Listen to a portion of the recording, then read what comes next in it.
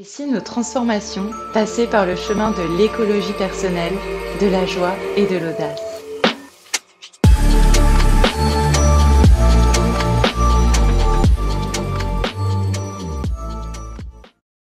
Bonjour les jolis cœurs!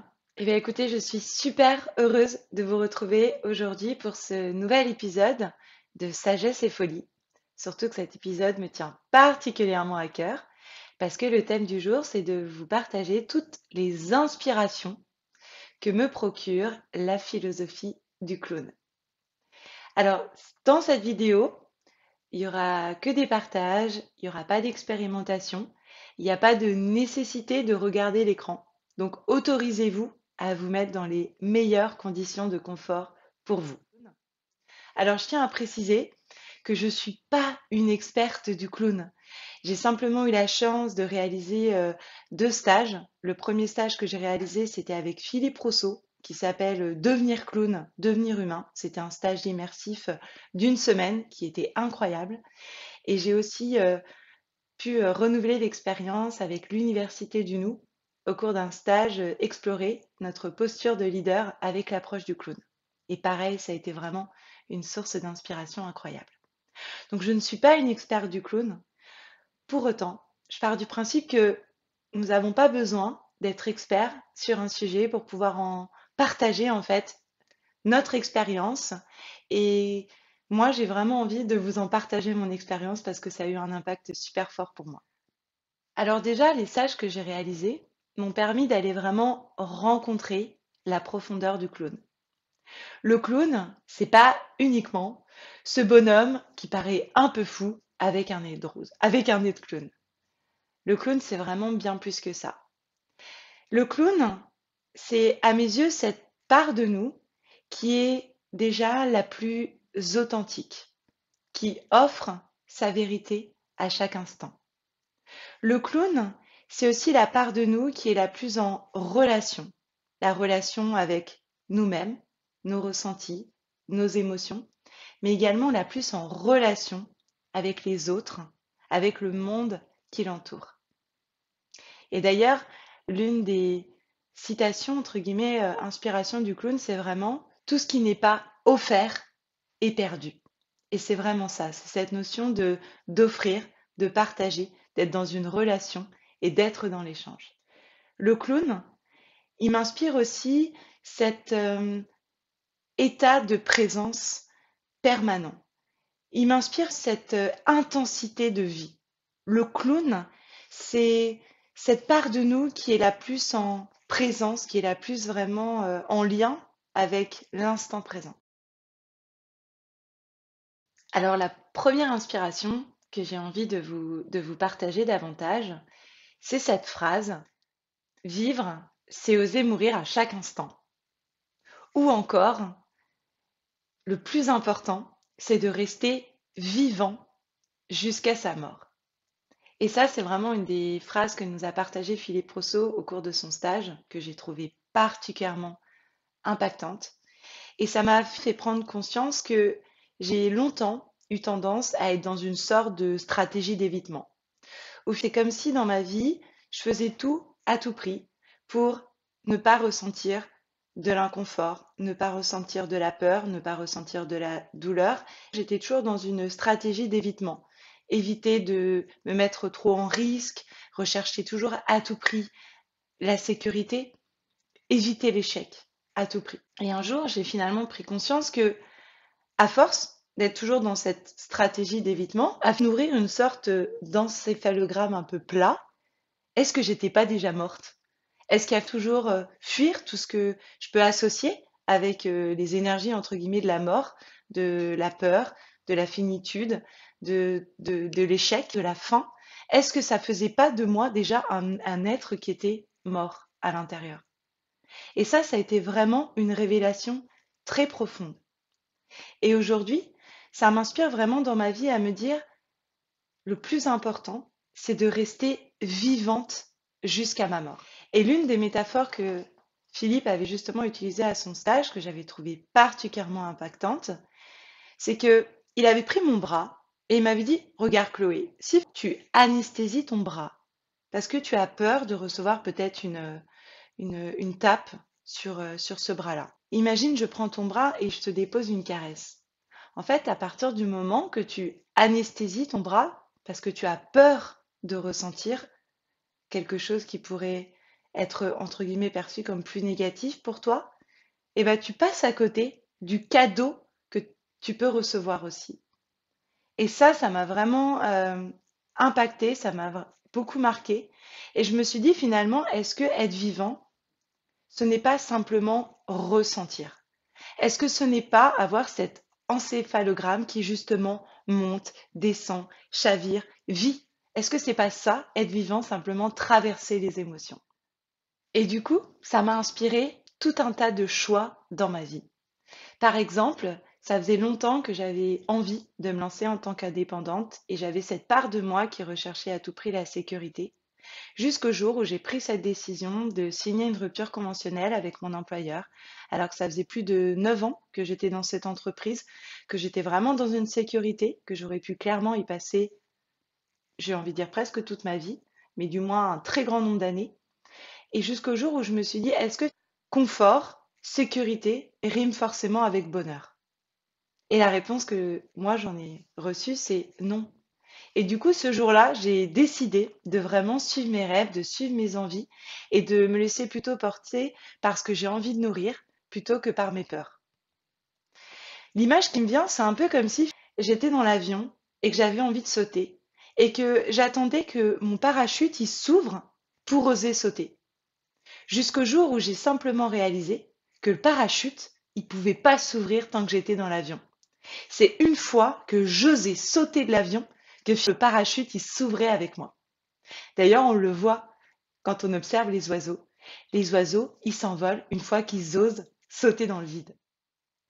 Alors pour commencer, ce que je vous propose dans votre quotidien, c'est de voir, d'explorer comment cette phrase, elle peut résonner pour vous dans vos décisions du quotidien.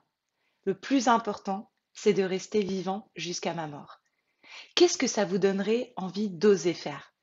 À quoi est-ce que vous auriez envie de dire oui? À quoi est-ce que peut-être vous auriez envie de dire non? Et à mes yeux, ça peut vraiment se transposer aussi bien dans nos choix de vie professionnels que dans nos choix de vie personnels et même amoureux. Et ce que ça m'inspire aussi dans mon quotidien, c'est de me poser régulièrement cette question. Est-ce que je nourris ma peur ou est-ce que je nourris mon envie? Est-ce que je fais ce choix par envie ou est-ce que je fais ce choix par peur? Et ça m'arrive régulièrement lorsque, par exemple, on me propose un projet professionnel, une mission, un contrat. Je me pose vraiment cette question.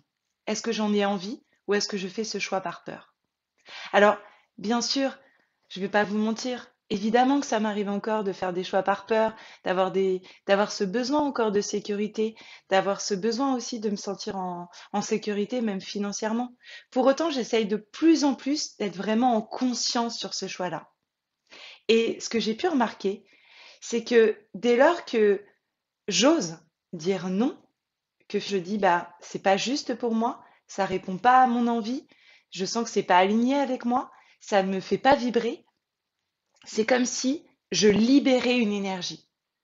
Parce que dès lors que je dis oui par peur à un projet, c'est un peu comme si j'avais le sentiment intérieurement de bloquer une énergie. Et cette énergie que je bloque, je peux pas l'offrir sur d'autres projets qui me tiennent vraiment à cœur. Et c'est vraiment ça dont je fais l'expérience régulièrement, c'est de me rendre compte que dès lors que j'ose dire non à un projet qui ne résonne pas, qui ne me semble pas aligné avec mon envie personnelle, ça fait de la place, ça libère une énergie et ça attire à moi d'autres énergies, d'autres projets qui résonnent vraiment avec cette envie-là. Je ne sais pas si vous connaissez la loi de l'attraction, mais la loi de l'attraction, c'est en résumé cette notion que tout ce que nous vibrons en énergie, en pensée, attire à nous encore plus de cette même énergie. Et du coup, je vous propose de faire l'expérience de vous dire quelles énergies, quelles pensées j'ai envie de nourrir dans mon quotidien pour attirer encore davantage de cette même envie-là. Le clown, il m'inspire également à être authentique, et à vraiment m'autoriser à être pleinement moi-même et aussi à offrir ma vérité. J'ai pris conscience que dans mon éducation, j'avais aussi beaucoup tendance à cultiver aussi cette notion d'image. J'ai fait des études commerciales, des études de communication et j'ai aussi longtemps pris soin d'être beaucoup dans le choix des mots, dans le choix de mon apparence, dans le choix de mon image. J'ai beaucoup aussi été éduquée dans une culture du vouvoiement, dans une sorte de distance. Et je me suis rendu compte que au plus je mettais de la distance avec moi-même, avec mon authenticité, ma vérité, au plus je mettais une sorte de distance aussi avec les autres. Au plus je ne m'autorisais pas vraiment à être pleinement moi-même et à me rencontrer, et au plus je ne me permettais pas d'aller vraiment rencontrer l'autre. Et ce que m'inspire le clown, c'est vraiment cette notion d'être pleinement authentique. J'adore cette phrase qui dit soyez vous-même, les autres sont déjà pris. Et à mes yeux, oser être soi-même, c'est vraiment un cadeau déjà que l'on se fait à soi-même, mais c'est aussi un cadeau que l'on fait aux autres. J'ai pu observer que dès lors que je m'autorise à être pleinement moi-même, j'autorise aussi davantage les autres à être eux-mêmes. Et toute l'énergie que je ne mets pas à finalement contrôler, maîtriser, me brimer, me juger, toute cette énergie-là, je peux la mettre à profit pour créer, pour offrir, pour rayonner, pour vraiment offrir quelque chose d'unique et de singulier. Le clown, il m'inspire aussi à dire oui et à accueillir les imprévus. Et il y a d'ailleurs une illustration que je trouve très parlante que je vais vous partager qui se présente simplement avec un élastique.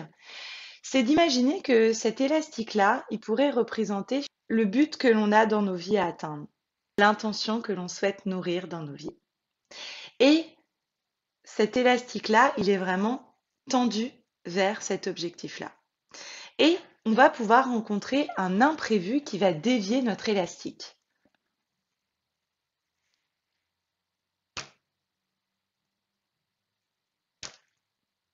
Je ne sais pas si vous entendez, mais ça fait un peu comme une petite musicalité. Et l'inspiration que ça me donne, c'est vraiment de prendre conscience que dans la vie, on a chacun, chacune une intention, on a un objectif, un rêve à atteindre. Et pour autant, la vie nous offre des imprévus. Et dès lors qu'on accueille ces imprévus, et bien finalement, c'est ce qui crée une musicalité. Accueillir les imprévus, c'est une source de musicalité dans nos vies. Et c'est se dire comment est-ce qu'on pourrait, dans nos quotidiens, changer de regard sur les imprévus. Que ça ne nous empêche pas de rester focus sur notre intention, les objectifs, les rêves qu'on a envie de nourrir, mais pour autant les accueillir comme une source d'inspiration, comme une source de musicalité. Alors pour conclure cette vidéo, parce que je vous ai partagé pas mal de choses, ce que je vous propose, c'est vraiment de garder en tête cette phrase. Le plus important, c'est de rester vivant jusqu'à ma mort. Et c'est de nourrir dans votre quotidien cette envie de faire des choix par cœur, par élan, par amour, par conviction, par passion, plutôt que par peur. Et de voir où est-ce que ça pourrait vous emmener. De vous rappeler que le parachute, il peut s'ouvrir uniquement quand vous osez sauter dans l'avion. De pouvoir aussi explorer comment, dans votre quotidien, vous pourriez nourrir davantage votre énergie pour rayonner qui vous êtes, pour offrir, pour co-créer, pour révéler, plutôt que pour vous brimer, pour vous juger, pour vous enfermer. Et de pouvoir aussi davantage offrir votre vérité. De pouvoir offrir votre vérité en vous disant que ça peut être vraiment un cadeau que vous pouvez vous faire à vous et que vous pouvez aussi faire aux autres.